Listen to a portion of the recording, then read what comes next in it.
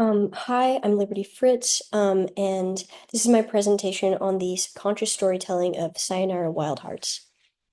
Um, so my key terms are one, aesthetics, which is defined as a series of ideals that have to do with the essence of beauty.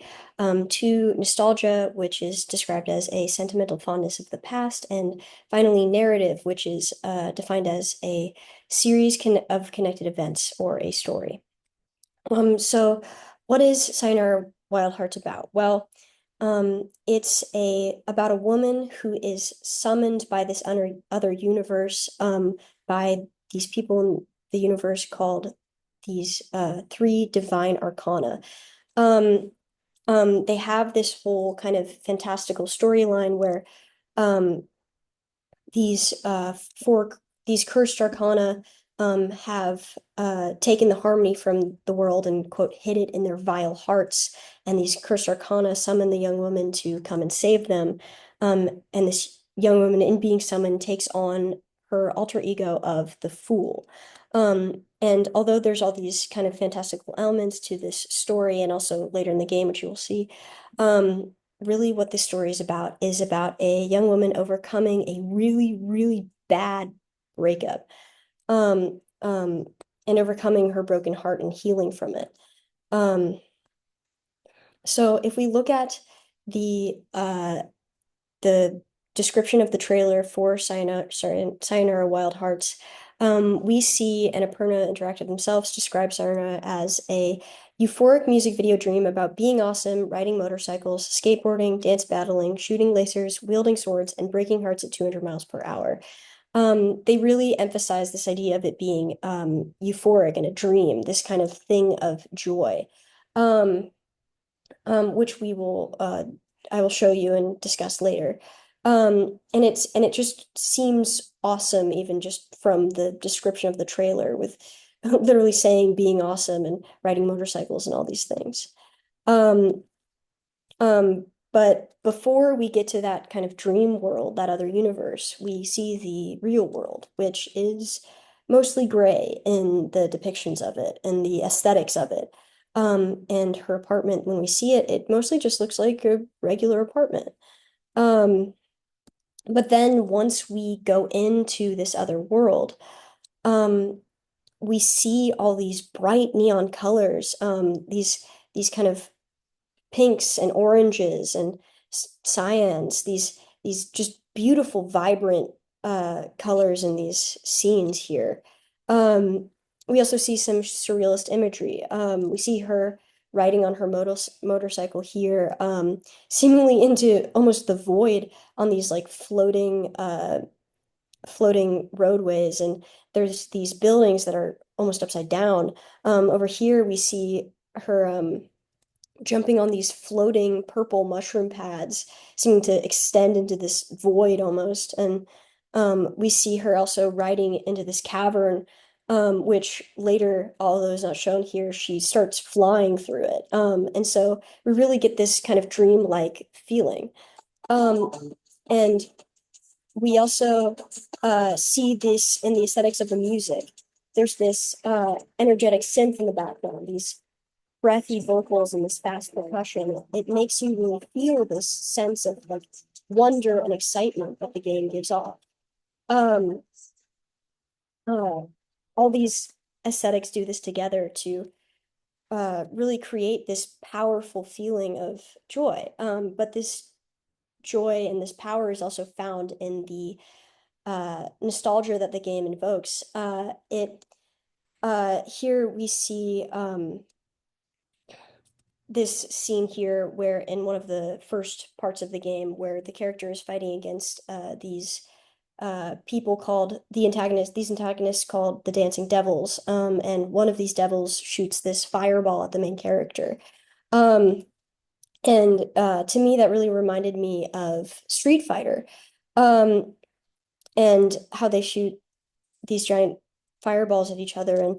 And I feel like one, it invokes the powerful feeling of Street Fighter, but also it invokes, in its nostalgia, um, that invincibility of childhood, of how you feel playing a game where you don't have to worry about things like a job or um, like the stresses of life or a breakup like the main character is going through. You feel free in it, and in doing so, it allows it just instantly kind of connects the player's brain back to that feeling through the nostalgia it uses.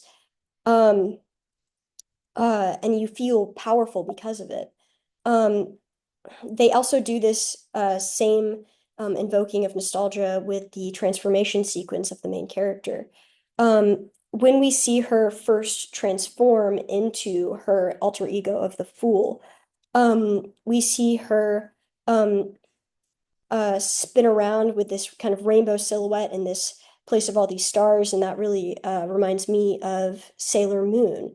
And again, it invokes that feeling of childhood where you feel of that joy of childhood, of that freedom um, that a lot of people long for nowadays, especially when they're going through things like a breakup. But also it um, invokes the themes of Sailor Moon of having strength as a woman, as that power in transformation, in um, becoming something other than yourself to find power in that. Uh, and but I've talked all this time about uh, happiness, and here in Emergent Narrative by Henry Jenkins, we see him talking about this planner named Kevin Lynch. Lynch, in this quote, that it says that Lynch suggests that urban planners should not attempt to totally predetermine the uses and meanings of the spaces they create. A landscape whose every rock tells a story may make difficult the creation of fresh stories. Um, in this, we see this urban planner uh, talking about how by creating this kind of vagueness in some of it, it allows people to um, create their own stories through emergent narrative. And by creating their own stories, I feel like people can relate better to the stories they consume. Um, and in this, we see how the game in its vagueness through storytelling and just aesthetics and nostalgia um, lets us connect to the game on a personal level, to the character, the main character on a personal level.